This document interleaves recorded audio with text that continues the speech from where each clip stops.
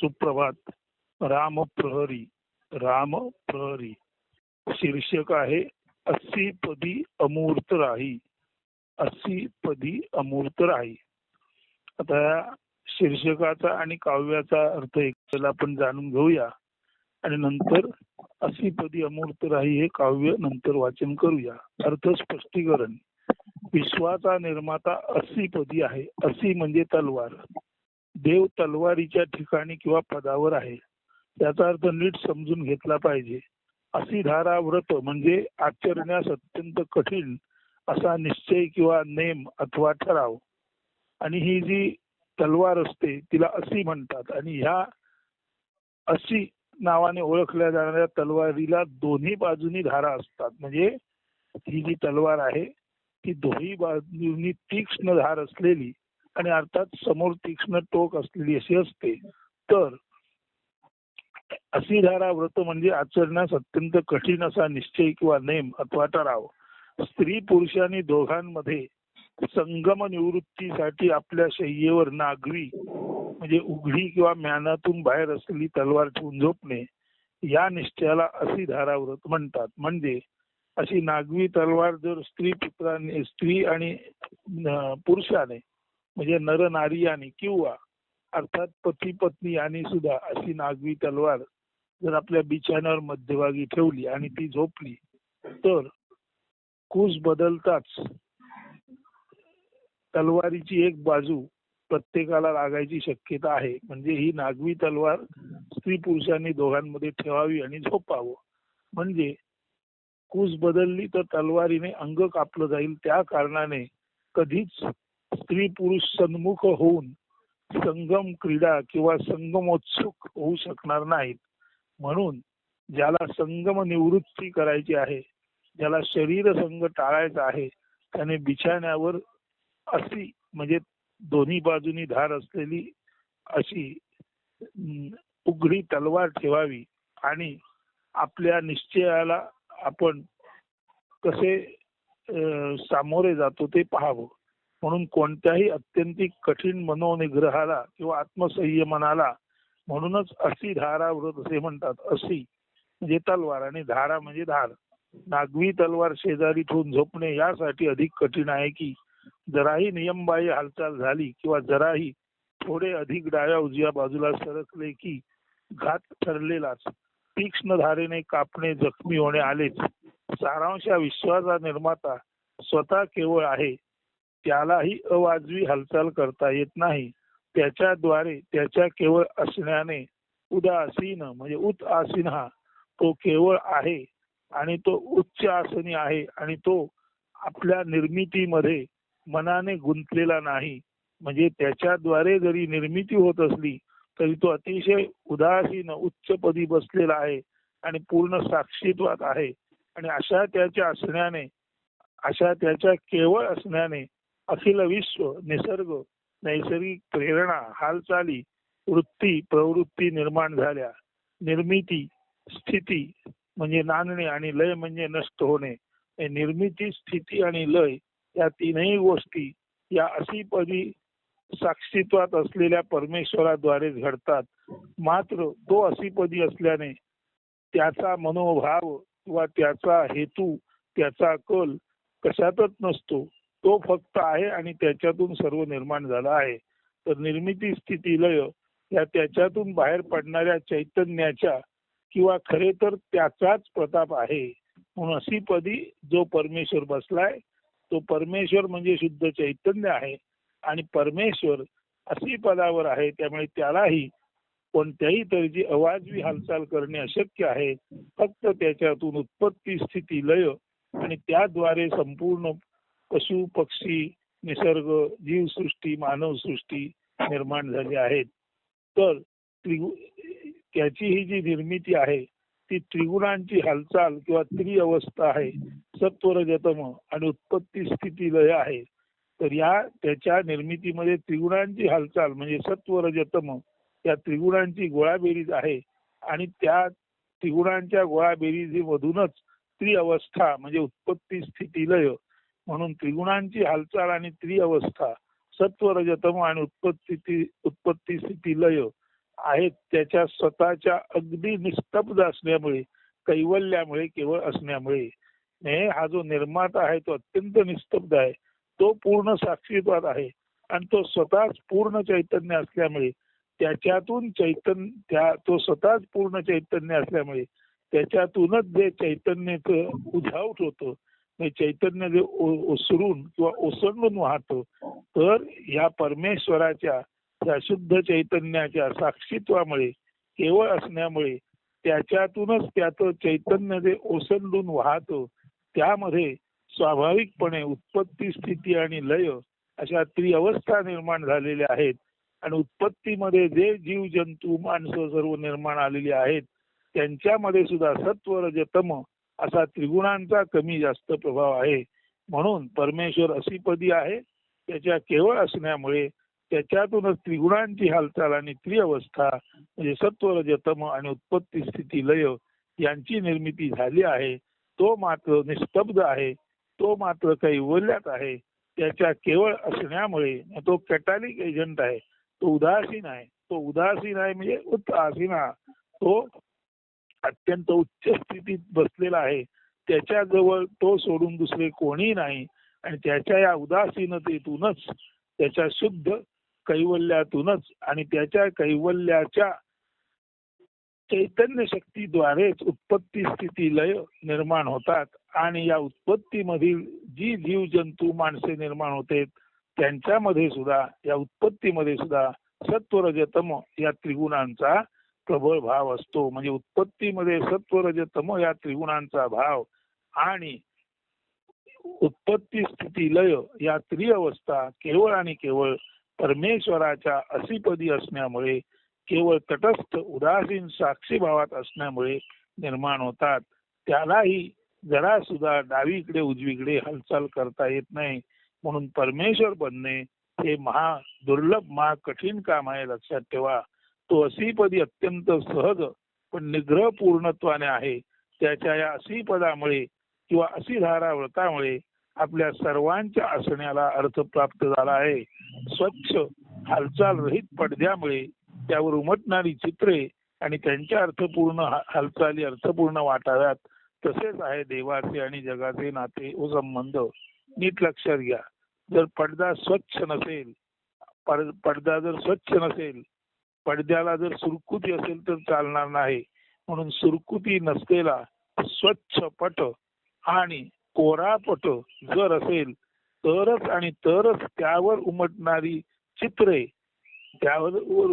चित्रे भावपूर्ण हालचाल आणि अर्थपूर्ण हालचाल करू शकतात. म्हणून हा जो परमेश्वर आहे तो असीपदी आहे. याचा अर्थ असा आहे, परमेश्वर हाच तो पट आहे, हाच तो स्वच्छ पडदा आहे, ज्याच्यावर सुरकुत्या नाहीत, ज्याच्यावर डाग नाहीत, जो निष्कलंक आहे. तर विश्वाचा निर्माता हा स्वतः विश्व निर्मितीसाठी पडद्याचे काम करतो आणि विश्व निर्माता हा स्वतः विश्वाच्या प्रोजेक्शनसाठी म्हणजे चित्रीकरणासाठी पडद्याचे काम करीत असल्यामुळे विश्व निर्माता स्वतः कोरा आहे, निष्कलंक आहे, त्याला सुरकुत्या नाहीत, तो भावाने इकडे वा तिकडे झुकलेला नाही, तो असीपदी आहे, तो पक्षपाती नाही, तो निपक्षपाती तटस्थ आहे, तो उदासीन आहे. आणि त्या कारणानेच विश्व निर्माता हा एकाच वेळी पट आहे आणि त्याच वेळी तो आपल्याच पटावर निर्माण होणारे उत्पत्ती, स्थिती, लय रूपी जग आपल्याच चैतन्यातून प्रोजेक्ट करीत आहे, म्हणजे चित्रित करीत आहे.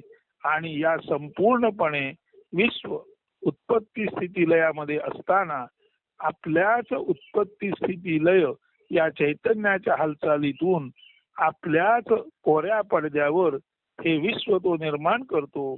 आणि या विश्वाच्या उत्पत्तीमध्ये जे जे जीव जंतू आहेत, जी जी माणसं आहेत, जे जे पशु पक्षी आहेत, त्या सर्वांमध्ये सुद्धा त्रिगुणांची हालचाल सुद्धा तो आपल्यातूनच करतो. नीट समजून घ्या. हे असीपद म्हणजे असं पद आहे की या असीपदाचा एक निर्माता आहे. हा असीपदाचा निर्माता म्हणजे काय? परमेश्वर हा मुळात असीपदी आहे. परमेश्वर हा मुळात तलवारीच्या तीक्ष्ण पात्यावर आरूढ झालेला आहे. त्याला डावीकडे किंवा उजवीकडे हलता येत नाही. त्याला पक्षपात करता येत नाही, त्याला आपले निपक्षपातीपणा सोडता येत नाही, त्याला अवाजवी हालचाल करता येत नाही. परंतु अशी पदावर आरूढ असलेला हा परमेश्वर स्वतः चैतन्याने परिपूर्ण असल्यामुळे हा परमेश्वरच एका बाजूला चैतन्यातून ज्याला आपण म्हणतो उत्पत्ती स्थिती लय अशी 3 अवस्थाची ही जगाची निर्मिती करतो. आणि उत्पत्ती स्थिती लयात निर्माण होणारे जीव जगत, निसर्ग आणि माणसे ही ज्या पडद्यावर उमटायची तो पडदा सुद्धा अशी पदी बसलेला हा परमेश्वरच आहे. म्हणून अशी पदावरचा परमेश्वर हा एका बाजूला चित्रांसाठी आवश्यक असलेला पट स्वच्छ पडदा आहे आणि दुसऱ्या बाजूला त्या पडद्यावर आपल्याच चैतन्यातून उत्पत्ती स्थिती लय रूपी चित्रपट निर्मिणारा, वेगवेगळी पात्रे निर्मिणारा आणि त्याच वेळी त्या पात्रांमध्ये सत्व रज तम त्रिगुणांची निर्मिती करणारा असा हा परमेश्वर आहे. म्हणून समजून घ्या, परमेश्वर असीपदी आहे. परमेश्वर तीक्ष्ण तलवारीवर आरूढ झालेला आहे. त्याला डावी उजवीकडे हालचाल करता येत नाही, त्याला कुणाची बाजू घेता येत नाही. असा परमेश्वर स्वतः पूर्ण चैतन्य असल्यामुळे तो आपल्याच चैतन्यातून अनेकानेक चित्रे निर्माण करताना उत्पत्ती स्थिती लय हे जन्म मरणाचे रहाट गाडगे तो आपल्याच चैतन्याद्वारे चालू ठेवतो. याच चैतन्यातून उत्पत्तीमध्ये जीव जंतू पशु पक्षी माणसे निर्माण होतात. तर त्यांच्यामध्ये सुद्धा सत्व रजतम या त्रिगुणांचा खेळ परमेश्वरच आपल्या चैतन्यातून चालवतो. पण हे सर्व दिसावं कुठे, घडावं कुठे, त्यासाठी जो पडदा लागतो तो पडदा सुद्धा असीपदी असलेला परमेश्वरच उपलब्ध करून देतो. म्हणजे परमेश्वर एकाच वेळी चित्राचा पट आहे आणि त्याच वेळी तो चित्र निर्माता आहे. तो एकाच वेळी चित्र ज्याच्यावर घडवतात असा पडदा आहे आणि त्याच वेळी तो उत्पत्ती स्थिती लय या 3 अवस्थातील विश्व निर्मिणारा निर्माता आहे आणि त्यामध्ये त्रिगुणांचा सत्व रज तम या त्रिगुणांचा रंग भरणारा सुद्धा परमेश्वरच आहे. एवढं सर्व करत असताना सुद्धा परमेश्वराला कुणाही बाबत ममत्व नाही, सख्यत्व नाही, द्वेष नाही, राग नाही. तो मात्र पूर्णपणे निर्विकार आहे. हे नीट समजून घ्या. म्हणून स्वच्छ हालचाल रहित पडद्यामुळे त्यावर उमटणारी चित्रे,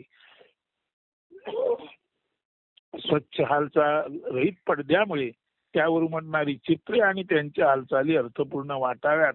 तसेच आहे देवाचे आणि जगाचे नाते व संबंध. देव आहे तो अशी पदावर आहे, एका बाजूला तो पडदा आहे आणि त्याच वेळेला तो जगाचा निर्माता आहे, उत्पत्ती स्थिती लयाचा निर्माता आहे. आणि इतकं करून या जगामध्ये सत्व रज तम या त्रिगुणांचा रंग भरणाराही तो आहे. तेव्हा हा असीपदी असलेला परमेश्वर अद्भुत चित्रकार आहे. तो उत्पत्ती स्थिती लय निर्मित जग वरचेवर निर्माण करतो. त्यामध्ये जी पात्रे येतात त्या पात्रांमध्ये जीवांमध्ये सत्व रज तम या गुणांचे तो रंग भरतो. आणि एवढंच नव्हे तर ही पात्रे हे संपूर्ण रंगीत नाटक ज्या पडद्यावर चालायचे तो पडदा म्हणून सुद्धा तो स्वतःच असतो. म्हणजे अशी कल्पना करा, परमेश्वर इतका महान आहे की त्याने एक पडदा निर्माण केला आणि त्या पडद्यावरती त्यानेच सृष्टीची उत्पत्ती स्थिती लय रूपी रचना केली. त्यानेच म्हणजे त्याच्याद्वारेच अनेक पात्रे निर्माण झाली. त्या पात्रांमध्ये सत्व रजतम हे त्रिगुणांचे रंगही त्याच्यामुळेच झाले. तर हे घडले ते कशामुळे? तर हा परमेश्वर पूर्ण चेतनायुक्त असल्यामुळे चेतनेचा स्वभाव निर्मितीचा आहे आणि जिथे निर्मिती आहे तिथे स्थिती आहे आणि निर्मिती स्थिती आहे म्हणजे लय ही आहे. म्हणून चैतन्यातूनच उत्पत्ती स्थिती लय हे नाटक सुरू झाले. चैतन्यातूनच उत्पत्ती झालेल्यांमध्ये सत्व रजतम हे त्रिगुणांचे रंग भरले आणि याच चैतन्यातून हे संपूर्ण जे आहे ते दिसावे म्हणून जो पडदा तयार झाला तो पडदा सुद्धा याच चैतन्यातून निर्माण झाला.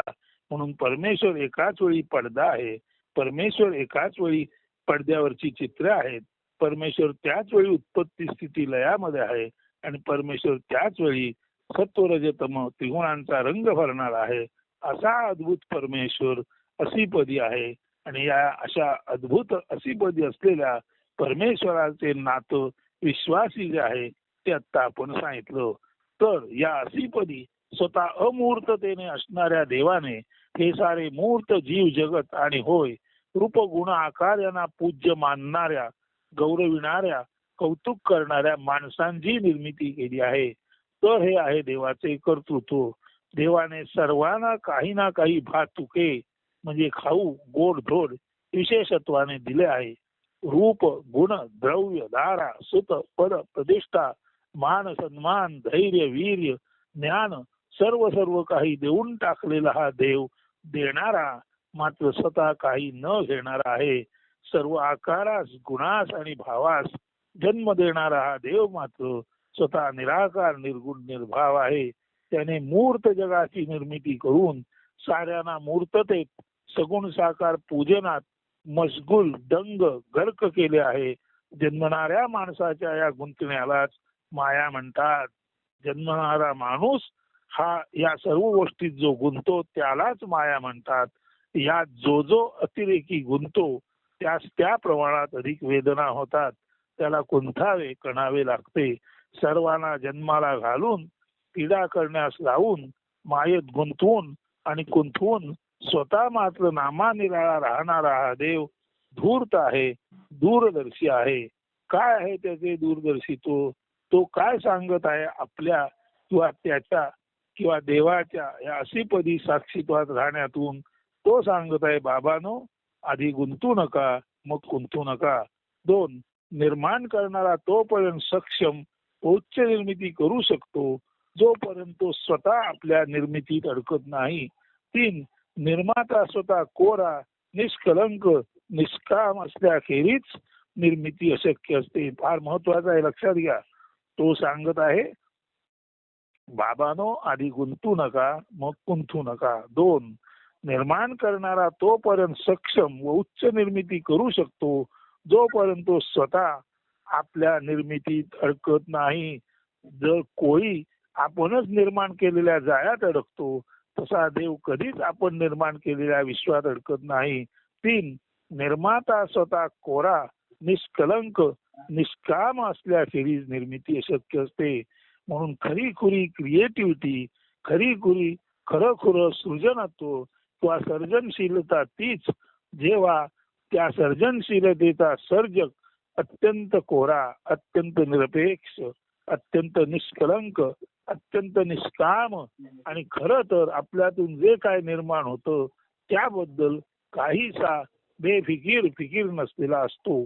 असा देव असतो आणि दैवी कृपेने अंकित साधू संत असतात. तर निर्माता देव स्वतः गुंतत नाही कुंतत नाही. निर्माता देव उच्च दर्जाची सक्षम उच्च निर्मिती करतो परंतु तो आपल्या निर्मितीत अडकत नाही. जसा कोळी स्वतःच निर्माण केलेल्या जाळ्यात अडकतो तसा परमेश्वर कधी आपल्या मायेत अडकत नाही. आणि 3 निर्माता स्वतः कोरा निष्कलंक आणि निष्काम असल्याखेरीज ही अत्युच्च निर्मिती अशक्य असते. म्हणून ज्यांना ज्यांना क्रिएटिव्हिटी या शब्दाचा ध्यास आहे त्या सर्वांनी लक्षात घ्यावे की आपण निष्कलंक आपण निष्काम निरपेक्ष असल्याखेरीज आपण स्वतः कोरे असल्याखेरीज आपल्या कोरेपणावर कुठलंच चित्र निर्माण होणार नाही. कागद कोरा नसेल तर चित्र निर्मिती नाही.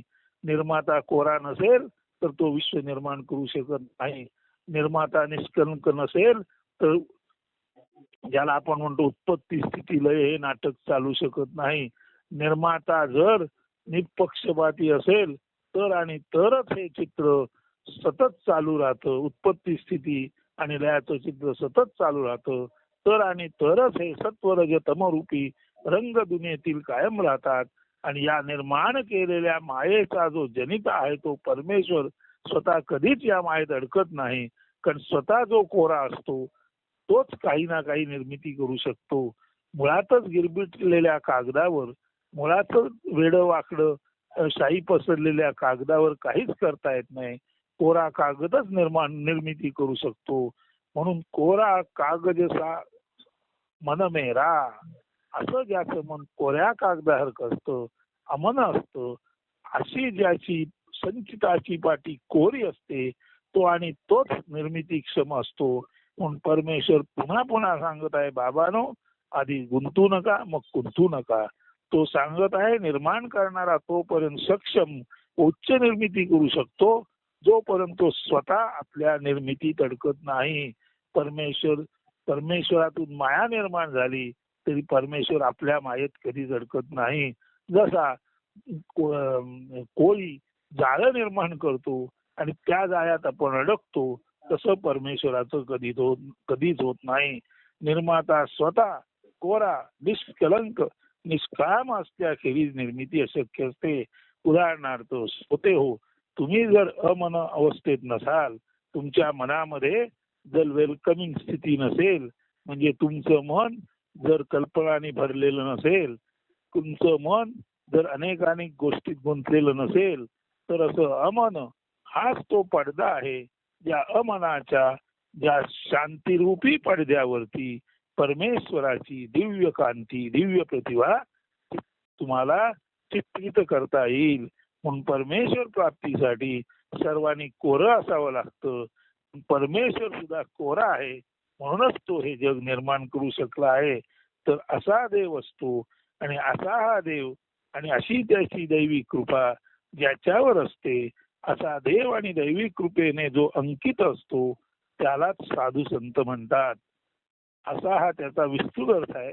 काव्य सोपं आहे, आता ते ऐका. अशी पदी अमूर्त राही सर्व देवाची बालके, देव पुरवी सर्वासी भातुके, कुणा रूप देई कौतुके, वदवी ज्ञान कुणाचे मुखे, देई द्रव्य दारा सुत, पद प्रतिष्ठेचे सुख, करी धीर वीर बलवान, पुरवी कुणा मान सन्मान, देव देई परी जाणा देव सदा, धूर्त राही मूर्ती गुंतवणे देवाशी पदी अमूर्त राही. सर्व देवाची बालके आहेत. देवपुरवी सर्वासी भातुके, देव सर्वांना खाऊ काही ना काही गोड देतो. कुणाला कौतुकान रूप देतो, कुणाच्या तोंडातून ज्ञान वदवतो, कुणाला द्रव्यदारा सुख देतो, कुणाला पदप्रतिष्ठेचे सुख देतो, कुणाला धीर वीर बलवान करतो, कुणाला मान सन्मान देतो. देव देतो मात्र स्वतः तो धूर्त आहे. मूर्ती गुंतवणी आपण निर्मिती केलेल्या जनतेला मूर्तीमध्ये भावामध्ये गुणामध्ये आकारामध्ये गुंतवून स्वतः मात्र देव अशी पदी अमूर्त राहतो, कोरा राहतो. आता हे उदाहरण कसं आहे लक्षात घ्या. आपण जेव्हा दहीकाला हा सण साजरा करतो तेव्हा दहीकाला रस्ती असतात, हंड्या बांधल्या जातात, त्याला काही पैसे अडकवले जातात, खाद्यपदार्थ असतात, जिलब्या असतात, लाडू असतात, ताक दही पोहे असतात, सर्व असतं. आणि ही दहीहंडी ज्याची सर्वात मोठी, जिथे जास्तीत जास्त पैसे लावलेले, तो शेठ मोठा, तो शेठ त्या दहीकाल्याच्या दिवशी जणू काही त्या गावातला देवच असतो. असा हा देव, असा हा शेठ आपल्या उंच बंगल्याच्या मनोऱ्या उभा राहतो आणि स्वतः बांधलेल्या हंडी मध्ये लोक गुंतायत, एकमेकावर तुटून पडतायत, पैशासाठी झटतायत, झाल्यानंतर मारामाऱ्या होत आहेत. कुणाला काही मिळतंय, कुणाला काही मिळत नाही. एखाद्या दुबळ्या ब्राह्मणाला वाटतं चला आपल्याला खापर तरी मिळालं, ते खापर घरी नेऊन दही दुधाच्या कपाटात ठेवलं की दही दूध वाढेल, पण तो खापर घेतो आणि घरी जातो, तो बघतो तो काय कपाट आहे पण आज दही दूध नाही, दही दूधच नसेल तर खापर ठेवून दही काल्यातलं कसं काय दूध दुभतं वाढेल. पण ही सर्व गंमत जम्मत जसा तो शेठजी करत असतो दही काल्याच्या दिवशी, तसा आपला शेठजी, ज्याला जगजेठी म्हणतात, सर्व जगाचा शेठ म्हणतात, तो असा जगजेठी परमेश्वर सतत अशीच निर्मिती करत आहे. त्या निर्मितीमध्ये तुम्हा आम्हाला तो गुंतवून एका बाजून तो तुम्हा आम्हाला सुख देत आहे. त्या सुखातूनच अर्थातच मारामाऱ्या आहेत, द्वेष आहेत, हेवे आहेत, मत्सर आहेत, भांडण आहे. कारण निर्मिती झाली ती कधीतरी नष्ट व्हायची असेल, करायची असेल तर भांडणही लागतात. म्हणून निर्मात्याद्वारे निर्मिती झाली, गुणांचा दुर्गुणांचा सद्गुणांचा प्रभाव निर्माण झाला, काही काळ स्थिती राहिली, परत लय झाला आणि एकदा निर्मिती झाली आणि उत्पत्ती स्थिती लय हे कालचक्र तसंच कायम राहिलं. कारण हे कालचक्र निर्माण करणारा मात्र त्या कालचक्राच्या पलीकडे आहे. तो कोरा आहे. त्याने निर्माण केलेल्या मायेमध्ये तो नाही. तो उच्च आसनावर बसून गंमत बघत आहे. जसा दही काल्याच्या दिवशी एखादा शेठजी आपल्या दुकानाच्या किंवा घराच्या मनोऱ्यावर बसून खाली त्याने बांधलेल्या दहीहंडीतली मजा बघत असतो, मारामाऱ्या बघत असतो. कारण मारामाऱ्या आल्या, भांडणं झाली तरी बघणाऱ्याला फारसा काही परिणाम होत नाही. तो केवळ मनोरंजनाने पाहतो. तसा हा जगजेठी विश्वनिर्मिती केल्यानंतर मजेत आहे. जसा एखादा शेठजी दही काल्याच्या दिवशी मजेत आपल्या दुकानाच्या सौधावर किंवा मनोऱ्यावर बसून किंवा घराच्या इमारतीच्या टोकावर बसून मजा बघत असतो. तसं हे थोडस रूपक आहे. परंतु शेठजी हा शेठजी आहे आणि जगजेठी हा जगजेठी आहे. विश्वेश्वरराव आहे. त्याला निश्चित आपण निर्माण केलेल्या जगाची करुणा आहे. तो सर्वांसाठी करुणामयच आहे. परंतु तो पाहतो आहे की आपण निर्माण केलेल्या लोकांची प्रत्यक्ष बौद्धिक लायकी काय आहे. आपल्याला सत्संग म्हणजे कळतो का न कळत, का कळत नाही, आपणाला चांगलं वाईट कळतं का न कळतं, याची परीक्षा हा जगजेठी दूरवर बसून घेत आहे. आणि म्हणून तो असीपदी अमूर्त राही म्हणतो. या असीपदी या तलवारी सारख्या तीक्ष्ण जागी तो अमूर्त म्हणजे निर्गुण निराकार बसलेला आहे. तो जरा सुद्धा हालचाल करत नाही. तो स्वतः कोरा आहे आणि त्या कोरेपणातूनच ही संपूर्ण जगाची निर्मिती झालेली आहे. आता पुन्हा ऐका आणि नंतर थांबूया. सर्व देवाची बालके देवपुरवी सर्वासी भातुके कुणा रूप देई कौतुके पदवी ज्ञान कुणाचे मुखे देई द्रव्य दार सुत पद प्रतिष्ठेचे सुख करी धीर वीर बलवान पुरवी कुणा मान सन्मान देवदेई परी जाणा देव सदा धूर्त राही मूर्ती गुंतवणी देव अशी पदी अमूर्त राही. तर अशी पदीचा अमूर्त देव ज्याला मिळवायचा आहे त्याने आधी गुंतू नये आणि मग कुंतू नये. त्याने परमेश्वरी मायेला माया म्हणून ओळखावं आणि मायेपासून जर तो दूर झाला तर तो स्वतःच अशी पदी अमूर्त राहील. हा बोध ज्यांना घेता येईल त्यांना अध्यात्मातली खरी जी तत्वज्ञानाची गंगौघ धारा म्हणजे गंगेच्या ओघासारखी तत्वज्ञानाची ही जी धारा आहे, हा जो प्रवाह आहे, ती अशी पदी अमूर्त राहणं हे ज्याला कळलं त्यालाच अध्यात्म कळलं. तर सज्जन श्रोते हो, हे नीट समजून घ्या. त्या चिंतनात राहा. तुम्हा सर्वांना शुभचिंतितो आणि आजच्या राम प्रहरीचं हे चिंतन येथेच थांबवतो. अस्तु. धन्यवाद. सुदिन सुजीवन.